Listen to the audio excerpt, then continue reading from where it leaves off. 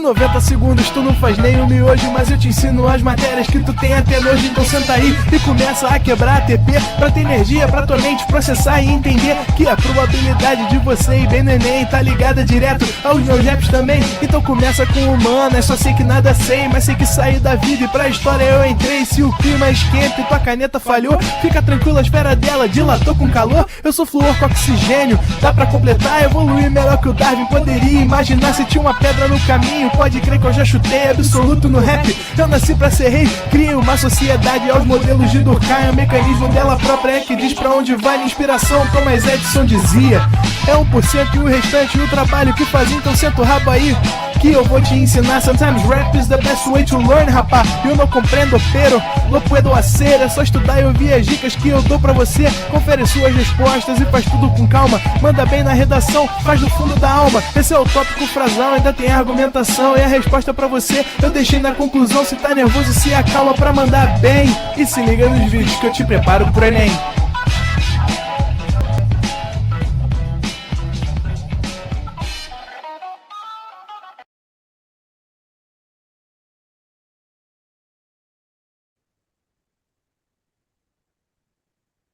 Fala, galera do ProEnem, pessoal, estamos aqui em mais uma sexta-feira. Sextou, gente, com a geografia aqui no ProEnem, como vocês já estão acostumados.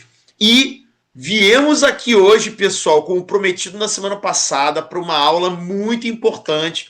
Como eu falei nos stories, extremamente, talvez a mais importante dessa última sequência, né? Você viu que no stories eu estava com o cabelo sem estar cortado, até cortei meu cabelo para essa aula maravilhosa que nós vamos ter hoje, muito importante, muito desafiadora, porque o aluno sempre tem uma série de dúvidas. Estou vendo vocês aqui no chat, tá, galera? E a gente vai, né? Eu vi até que o Sérgio falou ali, como esse país saiu da pobreza e hoje é a segunda economia do mundo. É isso que a gente vai falar hoje aqui, Sérgio. Vamos tentar sintetizar nesses nossos 45 minutos, né, esse entendimento, beleza? Então, não temos tempo a perder, é muita coisa para falar. Vamos que vamos. Como sempre, começamos com a geografia física, né? A China, você vai observar aí nesse mapa, que é um mapa de relevo.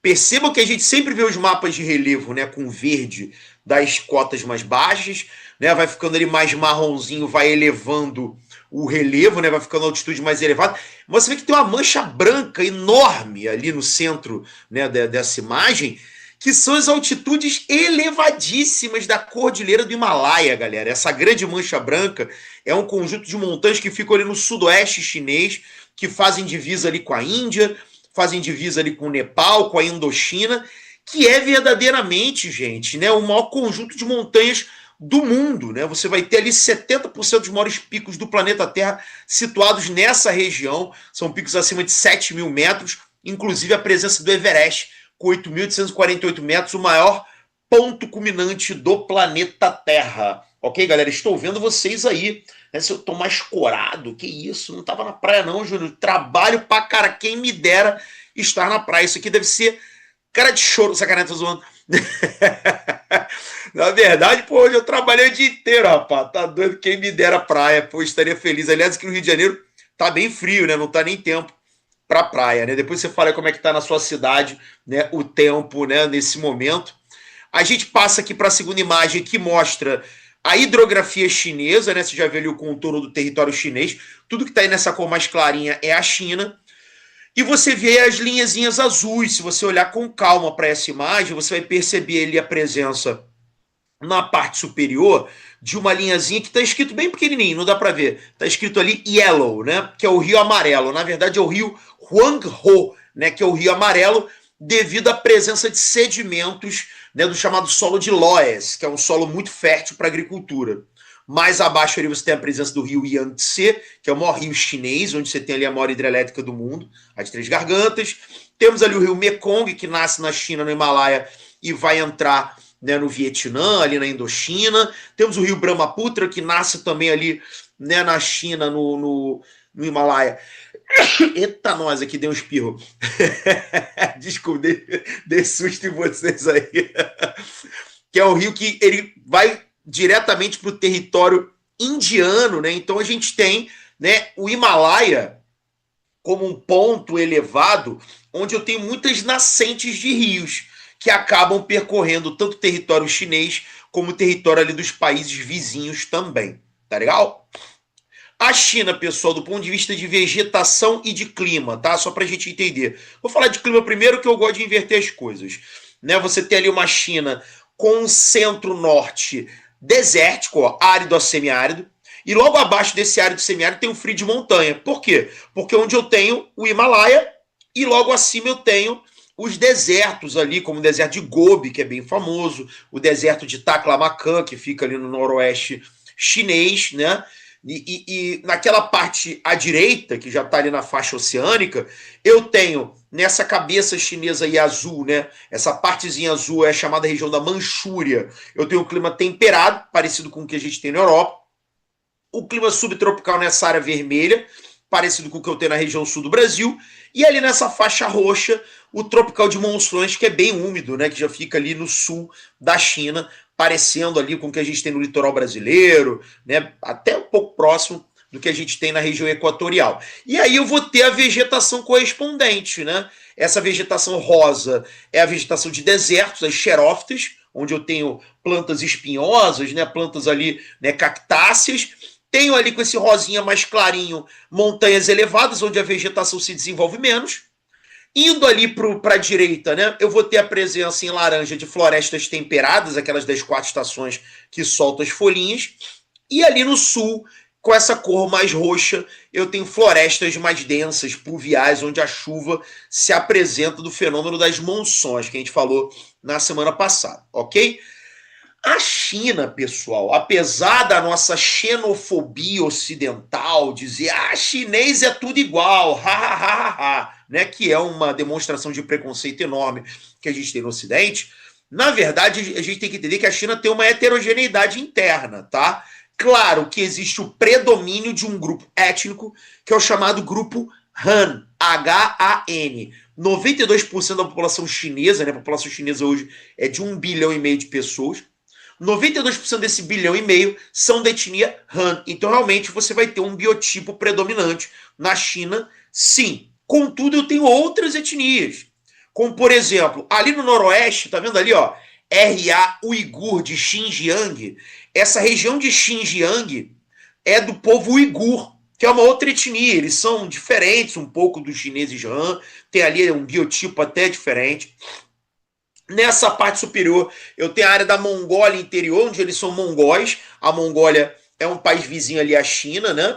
E eu tenho ali embaixo o Tibete, né? Ali à esquerda, nessa parte sudoeste da China, onde os tibetanos, eles não são chineses, né? Eles foram anexados pela China no passado, ok? Então eu tenho outros grupos étnicos dentro da China, inclusive com províncias separatistas, né? Então Xinjiang dos uigures quer independência, o Tibete quer independência. Vindo ali mais para a direita, né, pessoal, eu vou ter províncias como Hong Kong e Taiwan que querem independência, então a China também conta com seus processos separatistas internos, tá?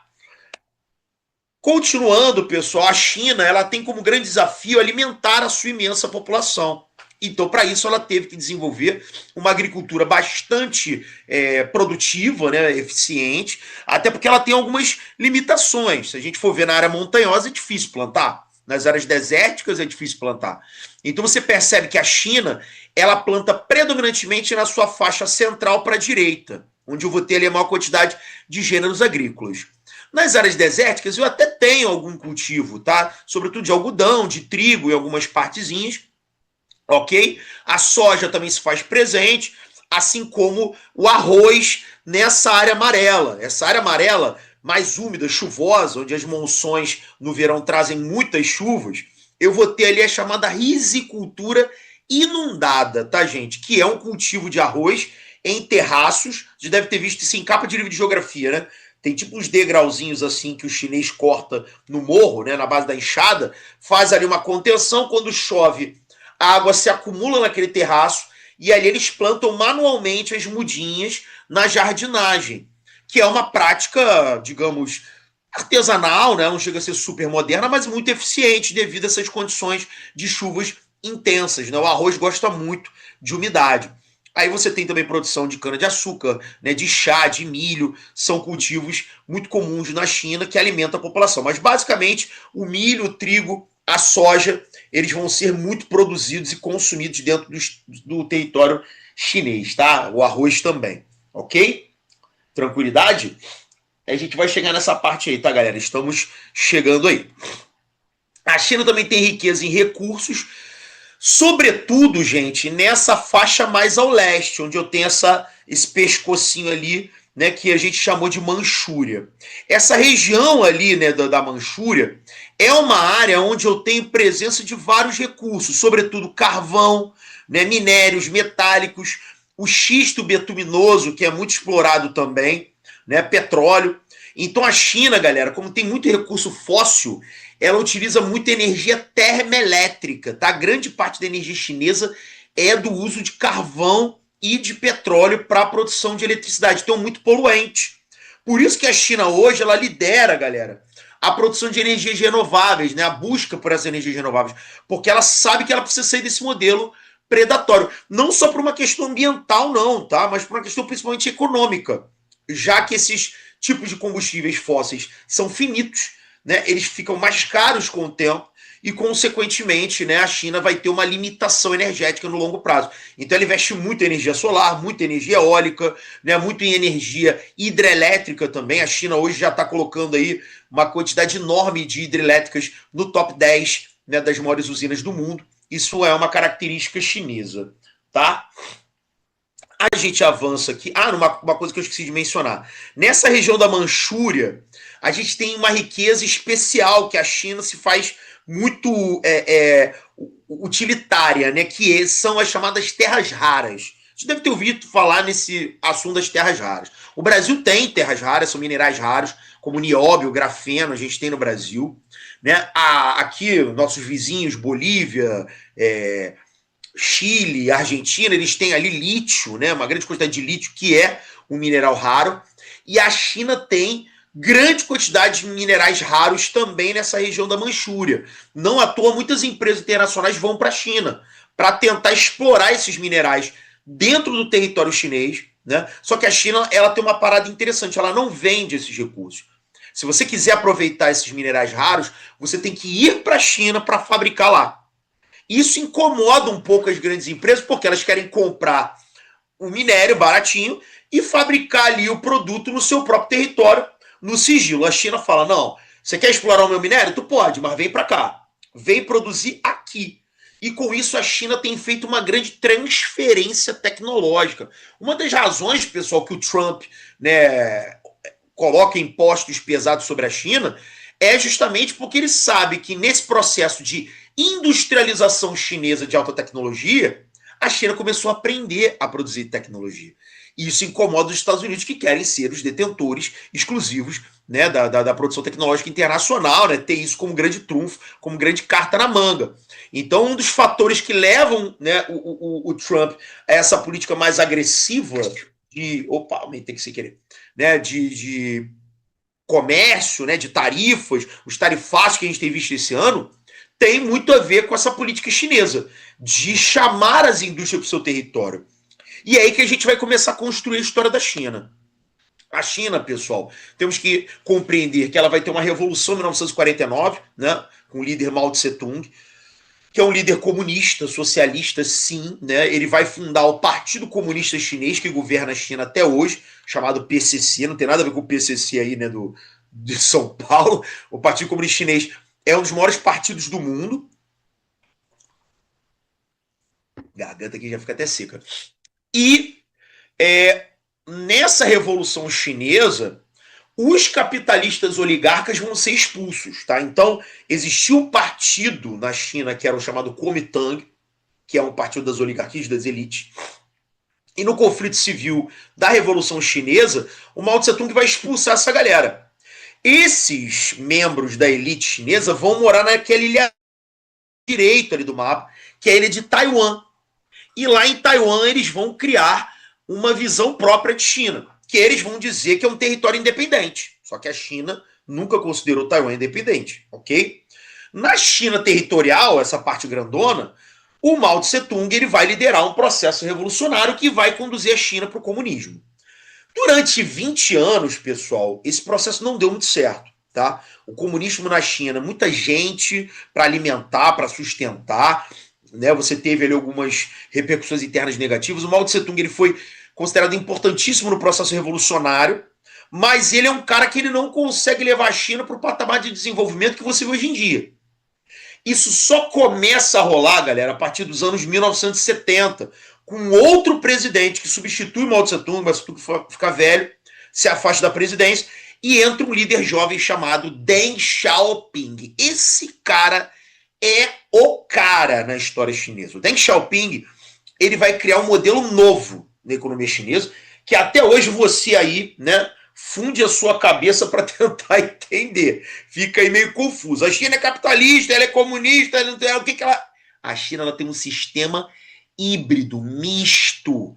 Aceita, gente. É isso. Ela não tem só um sistema, ela tem dois que coexistem, que é o socialismo de mercado. O socialismo de mercado, gente, implantado pelo Deng Xiaoping, tem a ideia de um Estado forte, sim. Um Estado que controla a economia. Um Estado que não controla todas as empresas. Ele permite empresas privadas, mas essas empresas devem obediência a esse Estado, no sentido de tributos, de investimentos. A prioridade do Estado é atender a população chinesa, mas ele vai permitir a inserção do capitalismo gradualmente no território.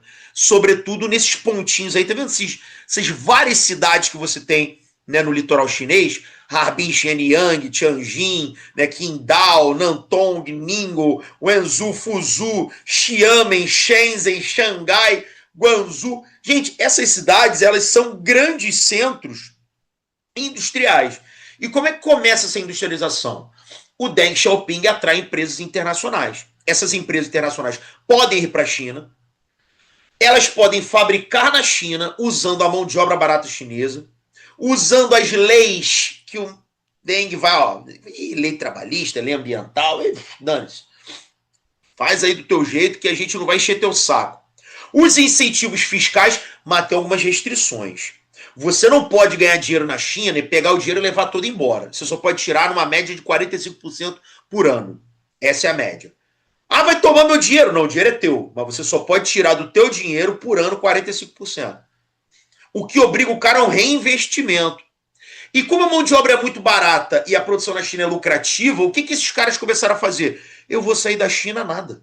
Eu vou pegar minhas fábricas que estão nos Estados Unidos, que estão na Europa, que estão em todos os lugares do mundo e vou levar para a China, porque aqui é muito mais barato. Por isso que semana passada eu falei para você.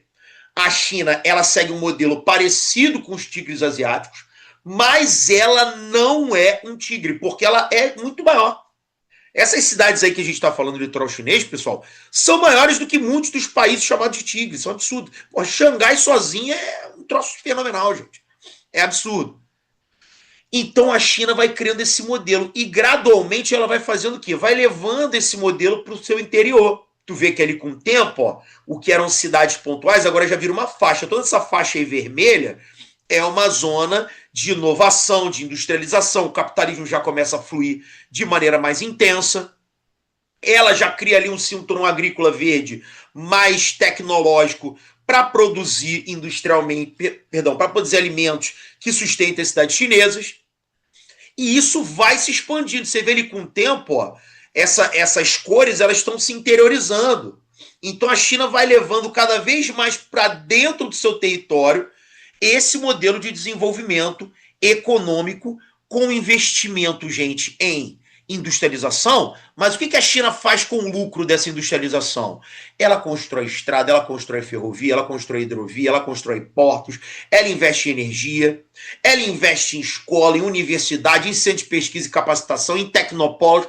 O que a China vai fazendo? Aí eu volto na pergunta lá do Serjão ali no início da nossa live. Como que a China sai da condição feitosa de um país comunista de menor desenvolvimento para a segunda maior economia do mundo, que essa primeira, né, Sérgio? Porque, pô, virtualmente a China já está em primeiro lugar. Ela não tem o capital acumulado dos Estados Unidos ao longo do tempo, pô, mas não tem nem como. Agora, se você pensar em produção, em potencial, a China já passou os Estados Unidos, né? Por mais que doa aí aos nossos ouvidos ocidentais, que a gente é extremamente ocidentalizado, mas a realidade é essa, galera. A gente precisa entender que o mundo mudou, né? A China vai começar, vou passar para essa imagem aqui, a interiorizar cada vez mais o seu desenvolvimento. Você vê ali essas bolinhas amarelas, são centros de grande desenvolvimento. A China começa a levar polos tecnológicos para o interior do país. Hoje na China, pessoal, existem 4 categorias de cidade. As cidades de nível 1 são essas do litoral, que parece cidade do futuro. Para você morar na cidade número 1, você tem que ter nascido lá, ou você tem que ser um cara muito qualificado. Então vamos supor, você mora numa cidade pequena, mas você é um gênio. Você passou para uma universidade braba, um vestibular dificílimo, na cidade 1, tu pode morar lá. Então, se eu quiser só ir visitar, tu pode, mas morar na cidade 1, somente quem é da cidade 1 ou quem atingiu um nível de qualificação máxima, porque as empresas lá vão contratar esses gênios. Então, na China, se você é um desses super trabalhadores qualificados, você vai trabalhar numa empresa, ganhando salários altíssimos, morando em bairros modernos. Aí você tem cidades de nível 2. As de nível 2 são muito boas, muito bem desenvolvidas. Elas são quase de nível 1. Elas estão esperando as cidades de nível 1 chegarem no seu nível máximo, que o governo vai começar a investir nelas. E elas também vão evoluir para o estágio das de nível 1. As cidades de nível 3, elas são recém-industrializadas. Eram agrícolas e agora se industrializaram. E esperam um dia ir para o patamar da cidade 2 e da cidade 1. E as cidades de nível 4 são cidades rurais. Só que o cara da cidade rural, o governo vai lá e fala, olha só, vocês aqui são os últimos da fila. A gente vai trazer para vocês o desenvolvimento conforme a China for crescendo economicamente. Então a gente já vai deixar aqui uma estrada pronta, vai deixar uma ferrovia pronta, já vamos trazer energia elétrica, internet. Vocês aí vão se desenvolvendo como podem e daqui a pouco a gente vai crescer economicamente. Então, esse cara do nível 4, se der a louca nele e quiser morar de nível 1, não pode. Ele pode visitar, pode viajar. Mas essa é a parada. O chinês, ele vê no final do túnel a perspectiva de crescimento, porque ele viu isso ao longo da história. Ele viu o avô dele, o pai dele e ele. Ele tá vendo a escadinha do tempo evoluir. E com isso ele olha para a China, ele olha para Xangai, que era uma cidade que há 50 anos tinha vários problemas. Xangai não tinha nem metrô nos anos 90, pô. Tem noção disso? Hoje Xangai tem a maior rede de metrôs do mundo. Pô, Feitosa, mas como que foi isso? Gente, um Estado que determina o rumo da economia. Não é o empresário que determina o rumo. Não é o Nicolas Ferreira, o deputado lá pô, que vai defender Big Techs, que define o meu futuro. Que define se você vai ter dinheiro para a universidade ano que vem. Que é isso que acontece no Brasil. Ah, não tem mais vaga nas universidades. Claro que não vai ter, pô. Você não prioriza isso. E por que não prioriza? Porque no orçamento, 65% do crédito no Brasil vai para o agronegócio, que atende a 7% da população, pô. Entendeu? Vocês têm que entender isso, gente. Ah, Feitosa, tá dizendo que a gente tem que ser comunista? Não. Mas a gente precisa separar as ideias quando a gente faz esses debates. Sobretudo quando fala sobre o papel do Estado. O Estado, gente, nos países que se desenvolveram, ele é o agente interventor, pô. Ele é que investe em obras, ele que investe em infraestrutura. Claro, o Estado eleito para fazer isso. Não é o Estado neoliberal, não é o Estado pô, corrupto. Ah, mas aí todos são... Essa ideia? Não, todos são corruptos. Todos? Não são todos. A China passou por um processo revolucionário, gente. Eu não estou dizendo para você que é isso que tem acontecido com o Brasil. Mas foi dentro desse processo revolucionário onde o Estado guiou a economia que hoje até o empresário chinês tá bilionário, pô. Vá lá na China e pergunte se um bilionário chinês quer ir embora. De vez em quando eles fazem graça. Começa a reclamar do governo. Ah, o governo me limita demais. O governo fala, vai com Deus, pô. Vai para os Estados Unidos. Tá bom, vamos lá, pô. Vai lá. Aí o cara fala, não, pô, vou ficar aqui. Entendeu? Porque ele sabe que o crescimento e o desenvolvimento econômico estão ali, né? O Luan falou que a China é um polo tecnológico, exatamente, né? Cadê aqui? Pois é, professor, agora que eu vi ouvi o senhor a China como maior economia mundial, concordo também. Beleza. A Daniela está falando, o dinheiro fica só dentro da China e se a pessoa quiser tirar, ela tem que esperar um prazo. O dinheiro é chinês, tá? O dinheiro é do dono do dinheiro. Você não perde seu dinheiro. Mas o dinheiro você não pode tirar ele todo de uma vez. Isso obriga você a fazer o quê? A pegar o teu dinheiro e botar de novo. Eu vou tirar meu dinheiro da China, eu sou otário. Eu vou abrir mais uma fábrica, pô. Com essa fábrica eu vou fazer mais dinheiro. Entendeu? A China virou o polo das oportunidades. E com isso, galera, você começou uma parada fenomenal, tá? Você não precisa entender isso daqui não, eu vou te explicar. A imagem ficou pequenininha, mas a China ela vai ter novas jornadas. Entre os anos 80 e os anos 2000, a China cresceu 10% ao ano. Ela acumulou muito capital. Ok? E aí, presidentes que começaram com uma proposta de modernização chegaram ao poder. Primeiro foi um cara muito importante chamado Hu Jintao, que governou ali no início do século XXI. Mas ali, a partir da década de 10, nós vamos ter um sujeito muito importante, que é o nosso amigo Xi Jinping. O Xi Jinping, ele vem com uma proposta de tornar a China uma referência tecnológica global. E ele desenvolve esse plano, que é o plano Made in China 2025. Traçado em 2015. O que consiste esse plano? O Deng Xiaoping, ele iniciou o desenvolvimento econômico chinês, beleza? Ele fez a China acumular capital, mas ainda não era uma China moderna. O Hu Jintao faz a transição. Ele começa a tirar a China daquele Xing Ling para produtos melhores. O Xi Jinping, ele já é o cara do salto. Ele fala, ó, agora a gente precisa buscar as estrelas. Então ele fala, até 2025, você falou em 2015, hein?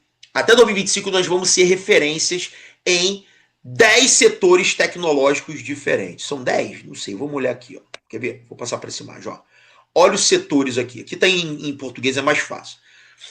Equipamentos eletroeletrônicos e microchips, tecnologia de informação, máquinas agrícolas, tecnologia aeroespacial, uso de novos materiais, né, que são materiais feitos a partir de reciclagem, né, de modificações ali, né, químicas, né, industriais, equipamentos ferroviários, né, trens, eficiência energética, energia renovável, veículos elétricos, ó o BYD nascendo, ó, ferramentas de controle numérico e robótica, equipamentos de engenharia oceânica e navios de última geração, dispositivos médicos avançados. Aí o pessoal falou, pô, valeu China, vai lá, isso aí, esse plano vai ser legal. Aí veio o Covid-19. Quem lançou a primeira vacina? A China. A direita brasileira pró-Estados Unidos teve que falar que a vacina transformava as pessoas em jacaré. Até hoje aí na tua família você escuta dizer que tem sequela da vacina, baseado em fatos completamente estapafúrdios. Para ignorar o fato, a China lançou uma vacina primeiro porque investiu em ciência mais do que qualquer outro país. Os carros elétricos chineses estão dominando o mundo.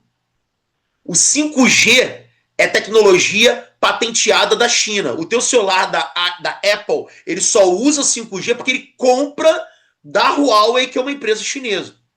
A China já colocou mais de 8 mil satélites no espaço. A China hoje tem o maior sistema ferroviário, né, do século XXI, né, criado no século XXI. Tem os melhores navios do mundo. Tem 14 dos 20 maiores portos do planeta Terra. E é isso. Aí chega em 2025, toma um pancadão, pô. Solução do Trump, meter tarifa, pô. Gente, meter tarifa foi mal.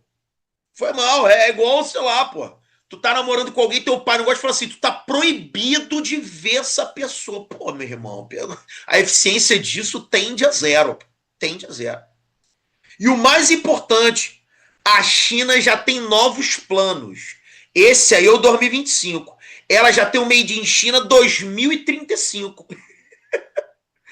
Porque o 25, esses setores que eu mencionei, o que eles falaram, né, lá na China? Ó, a gente vai virar referência. Até 2035 nós vamos ser os líderes.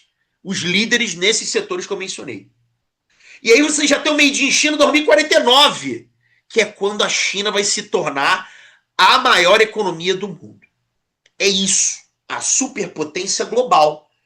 Tu imagina os Estados Unidos, dentro do seu cenário de pretensa hegemonia e arrogância, vendo os chineses escrever um papel, um plano, assim aqui, Estados Unidos, ó, tá aqui, ó. Essas são as datas que eu vou te jambrolhar, que eu vou passar o carro em cima de você. Pô, haja Trump, né, gente? Haja Trump. Aí você entende a postura do Trump. Você entende a postura, né, de antagonismo, porque, pô, o cara fica desesperado. As empresas ocidentais não entendem nada, galera. Você já reparou que você lembra, pequenininho, que você chamava produto chinês de Xing Ling. E hoje você é fã de produto chinês. Hoje você venera o que vem da China tecnologicamente, inclusive. Gente, isso foi, ó, muito rápido. Vamos tarifar. Vamos botar imposto sobre o iPhone. A Apple se pronunciou, falou, eu não saio da China, pô. O Elon Musk, que é amigo do Trump, a maior fábrica da Tesla do mundo é na China. Por quê? Porque lá já não é mais a mão de obra barata da época do Deng Xiaoping. Esse lance do Deng Xiaoping foi uma jogada de mestre. Ele baixou o custo da produção, as fábricas foram todas para lá. O que aconteceu? A China dominou a industrialização mundial. Ela se tornou uma produtora de tudo no mundo. Só que aí a China foi fazendo o que paralelamente? Ela foi desenvolvendo equipamentos, ela foi qualificando a mão de obra, ela foi melhorando a infraestrutura, ela foi produzindo energia barata e de qualidade. Ou seja, não é mais apenas a produção barata, é a produção qualificada, barata, com energia, com infraestrutura, que funciona. Foi o que a Apple falou. Ela falou, cara, a China é o lugar que tem as melhores ferramentas do mundo, que tem as melhores máquinas do mundo, que tem os melhores trabalhadores qualificados do mundo. Como é que eu vou embora daqui, Trump? Eu vou botar imposto aí no teu telefone. Aí a Apple falou, pô, então bota. Que a população americana vai adorar. E é o que está acontecendo nos Estados Unidos. Inflação, crise. Porque essas tarifas do Trump estão tornando o produto dentro dos Estados Unidos mais caro. Gente, é bizarro. Feitoso, mas os Estados Unidos não vão fazer nada, então acabou. Gente, eles fazem o que eles conseguem fazer de melhor. O que eles conseguem fazer de melhor? Pressão geopolítica estratégica. Esse aqui, gente, é o colar de pérolas chinês. É o corredor que a China precisa que funcione para a sua economia poder fluir. Por que é um colar de pérolas? Pérolas são joias caras, né? E esse colar é a rota marítima das embarcações que levam os produtos chineses para o mundo. Então, galera, você está vendo ali que tem uma linha vermelha, que são as rotas comerciais chinesas. E você está vendo uma linha roxa. Reparou essa linha roxa? Gente, essa linha roxa são bases militares americanas instaladas justamente nesse entorno do colar de pérolas chinês. Essas bases são da época da Guerra Fria. Isso era usado para conter a União Soviética. Hoje, isso é usado para tentar pressionar geopoliticamente a China e não dar tanta liberdade de ação. Lembra na aula passada que a gente está falando isso? A geração de conflitos, de instabilidade na borda, na orla chinesa. É isso, galera. O que os Estados Unidos podem fazer é isso. Porque eles sabem que a nova Rota da Seda é o grande projeto chinês. A China ela tem planos audaciosos. Em vermelho nós temos a rota por terra, que é o cinturão terrestre. Em azul nós temos o cinturão pelo mar, onde a China pretende se interligar a Ásia, África e Europa, e o Oriente Médio. Todo mundo dentro de uma concepção de infraestrutura chinesa. Estradas, rodovias, né, que são estradas, ferrovias, hidrovias, portos, rede de energia, gasodutos, oleodutos, tudo dentro do pagode proposto pela China. E claro, galera, esse projeto já está em andamento. Né? Essas linhas aí que estão desenhadas já são ferrovias, gasodutos, oleodutos e portos que já estão em desenvolvimento ou que já existem. As cores mais escuras são as que já existem, as clarinhas são as que estão sendo projetadas. Aí você vê guerra da Ucrânia no leste europeu. Não é uma barreira para a passagem dos produtos chineses? É. Da influência chinesa? É. A BYD, esse mês passado, se tornou a fábrica que mais vende automóveis na Europa. O Trump sabe que é questão de tempo. Por isso que a China joga o jogo da paciência. Ela não entra no destempero. Ela atua com etapas, com planos. E ela vai fazendo acontecer gradualmente. A bravata do Trump, gente, ela é realmente impactante. Mas o Trump, ele tem 4 anos de mandato. A China, ela já falou, nós somos um império de milênios, e daqui a milênios continuaremos a ser um império. A paciência asiática, a organização, a metodologia é algo que você, eu, nós no Ocidente não conseguimos entender, galera. É um outro tipo de sociedade que almeja muito mais. Esse aí, gente, é o alcance almejado pela China. Aí você tá vendo um mapa já mais amplo, que está colocando, galera, em azul, né, em roxo, sei lá, uma rota que vai partir da China e que está indo, para a direita, para a esquerda da imagem é a Rota da Seda. Para a direita é o quê, galera? América. Você está vendo ali, Panamá. Você está vendo ali, Xangai, fica no Peru. O que o Trump falou durante sua campanha? Que ele queria tomar o Panamá de volta, porque o Panamá pertence aos Estados Unidos. Porque ele sabe do projeto chinês. Quem usa o canal do Panamá é a China, gente. É foda, entendeu? Pô, Feitosa, tu tá dando uma aula extremamente pró-China. Gente, como que se dá essa aula tentando diminuir o que os caras fizeram? É absurdo, gente. E aí, claro, o Brasil é parte desse processo, porque nessa expansão ali para a América do Sul, olha aí, ó, você já tá vendo ali, território brasileiro, estão reconhecendo na direita?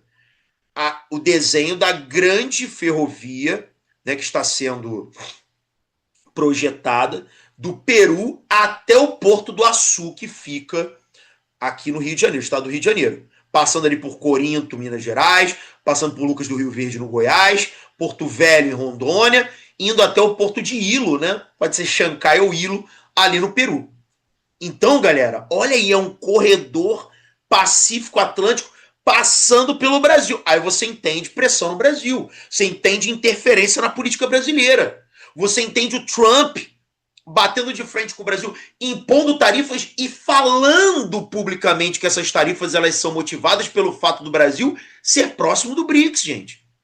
É que o Lula, ele é malandro, ele é sindicalista, ele vai lá, dá um cheiro no Trump, fala que rolou química. O Lula é safado. O Lula, ele faz esse jogo. O jogo ali, né, do morde a sopra. Mas o Brasil, galera, hoje é parte integrante do projeto estratégico chinês. E precisa definir isso como posição. Só que é muito difícil, realmente. Os Estados Unidos têm influência muito grande das instituições brasileiras, né, na política brasileira, nas empresas brasileiras, nos bancos brasileiros, nas fintechs, nas BECs. Isso é tudo dinheiro dos Estados Unidos. Então isso faz com que o Brasil seja muito vulnerável ainda a esse abraço da águia. Mas a China projeta esse cenário aí, beleza? A guerra já está, só que comercial. Isso aí, Júnior Freitas falou muito bem. Beleza? E aí, galera, temos aqui pontos que podem ser problemáticos para a China, né? Que são os 4 choke points ali do Índico, que a China precisa ter um cuidado especial. Esse choke point aí, gente, choke em inglês é enforcar, né? Pontos de enforcamento, de esgoelamento, gargalo. Esse choke point é o Estreito de Hormuz, que passa para o Golfo Pérsico, onde eu tenho petróleo. A China precisa dessa rota. Quem está ali em cima? Irã. Quem está embaixo? Emirados Árabes Unidos. Os dois estão no BRICS. Você acha que os novos membros do BRICS eles são à toa? E, Feitosa, mas esse ano os Estados Unidos bem atacou o Irã. Por que será? Por que será? Porque é parte integrante da estratégia que a China necessita. Segundo aqui, Rota de Malaca, que eu falei que ia voltar nela na semana passada.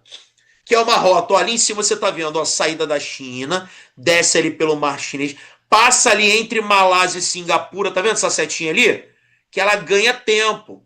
Porque se ela tiver que dar uma volta em todas essas ilhas, isso acaba sendo problemático em termos de custo. Então eu preciso que a Malásia, que Singapura sejam meus amigos. Quem foi convidado para entrar no BRICS? A Indonésia, que está ali pertinho. Mas a Malásia tem muita influência americana. Singapura, mais ou menos. Então, assim, você vê que essas bases americanas ali também tem uma tentativa de se interpor à liberdade de fluxo da China. Essa rota de Malaca, gente, ou Malaca, ela é usada dentro da Rota da Seda. E isso para os Estados Unidos, gente, é o que dá para fazer, é tentar interferir. A Feitosa vai botar base ali e vai afundar os navios? Não, não é afundar os navios, mas é criar algum tipo de instabilidade, é jogar uma pilha ali num governo para tarifar os navios chineses ou para dificultar a passagem dos navios chineses, sacou? É usar influência para tentar dificultar a vida da China, a liberdade de fluxo da China. Né? Aqui você vê um zoom, né, do Estreito de Malaca mais, né, aberto, que ele é bem estreitinho. Quem domina aquele estreitinho ali é Singapura, que é um país hoje também muito estratégico, né, para as pretensões chinesas, um polo tecnológico inclusive, tá? Aqui nós temos o Estreito de Mandeb, que é pouco mencionado, a gente fala muito, né, do canal de Suez, que a gente falou anteriormente, mas o Estreito de Mandeb ele fica ali, entre o Oceano Índico e o Mar Vermelho. Também ali eu tenho passagens de barcos chineses. Quem é vizinho ali, ó? Olha só, Etiópia está mais embaixo, é BRICS. Pra cima eu tenho Eritreia, pra baixo eu tenho Somália. Do outro lado eu tenho Iêmen. Em cima eu tenho Arábia Saudita. A Arábia Saudita é BRICS. O Iêmen, gente, esse ano foi atacado pelos Estados Unidos. Os Estados Unidos falaram que ali você tem a grande ameaça das milícias Houthis, que tem que ser destruídos a todo custo porque são inimigos da liberdade. Do nada, a primeira ação do governo Trump é atacar o Iêmen. Você já ouviu falar no Iêmen? Estou ouvindo falar agora. Fala sério. Pô, gente, é notório que já é uma marcação de território. Sabe o cachorro quando chega e dá uma mijada? É isso. É chegar, ó, tô aqui, eu já entendi a tua. A mensagem é essa. Eu já sei onde que você tem problemas. Eu sei quais são os seus pontos, seus choke points. E eu tô aí de olho. Sacou? E o outro que fica ali, esse aqui é menos problemático, fica entre Madagascar e Moçambique, que é por onde os navios chineses passam para fazer o contorno africano. Também para ganhar um tempo. Também é um ponto que, se tiver conflitos, dificulta a vida da China. E aí, galera, você vê, ó, olha a interligação desses choke points aí. Ali eu tenho à direita o Estreito de Malaca e lá em cima eu tenho o Porto Sudão. Tá vendo lá para cima? Que passa por Mandeb. Olha como é que é importante, ó. Hong Kong é China, desce para Malaca, vem ali, contorna a Índia, um entra para o Golfo Pérsico, olha essa setinha aqui indo para cima ali, ó. Precisa do Estreito de Hormuz, o outro passa ali pelo Estreito de Mandeb. Então são áreas, galera, que a China precisa ter boas relações para que a sua fluidez comercial possa acontecer. Para que essa rota aí, ó, ela seja garantida. Quem usa essa rota? A China. Quem se interpõe a essa rota? Os Estados Unidos. Gente, olha ali, ó. França, Reino Unido, dá uma olhadinha, Austrália. Isso é tudo corte ocidental, pô. Isso é tudo friends dos Estados Unidos. Que a China precisa manter uma boa relação. Por isso que você não vai ver a China assim dispondo com os países. Por isso que você não vai ver a China batendo de frente internacionalmente, elevando o discurso, porque ela precisa ser multilateral, galera.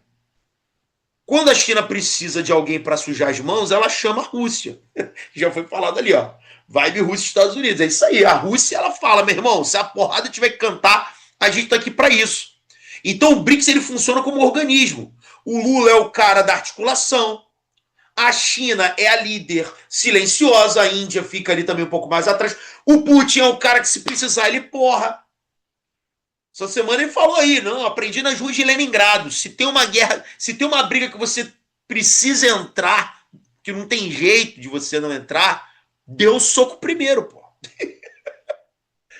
É isso, é a mensagem. Então, tu tá achando bonitinho? Não, gente, eu acho isso uma grande droga. Mas não culpe o mensageiro, meus amores. Eu tô aqui para mostrar para você como é que funciona o processo. E voltando lá que a gente tinha falado na aula passada, né, dos limites territoriais, né, que acabam se misturando, que acabam sendo confusos. Taiwan, né? A gente termina a aula de hoje exatamente com a mesma imagem da aula passada, que é uma demonstração das bases americanas que contornam a orla chinesa. Então, o que os Estados Unidos fazem hoje, gente, é isso. É um jogo de pressão, de tentar se posicionar nessas áreas que a China precisa de fluxo. Então, ela intervém no Brasil, ela intervém nos tigres asiáticos, ela bota a pilha para Taiwan ser independente, ela joga lenha na fogueira na guerra da Ucrânia, ela bota a pilha em Israel para atacar o Irã, que é uma forma de quê? Dela tentar atrapalhar esse processo de expansão chinês. Só que, galera, não tem como. Não tem como. Isso aí já está consolidado. E é o que é, gente. O mundo hoje, ele vive, né, literalmente sob essa transição geopolítica importante, que eu acho que hoje aqui, em 45 minutos, eu suei para tentar te ilustrar um pouquinho. Eu sei que é muita coisa, tá, gente? Nem tudo dá pra gente falar, ok? Mas o ProEnem tá sempre aqui com vocês semanalmente para falar muito sobre geografia, geopolítica e atualidade, tá bom? Queria muito agradecer aí, pô, a audiência hoje foi maneiro, o pessoal ficou até o final. Brigadão, tá, pessoal? Um forte abraço, semana que vem a gente tá de volta. Valeu! Assista nossas aulas a hora que você quiser. Vem com o Pro, o cursinho online que mais aprova no Enem. Assine em proenem.com.br.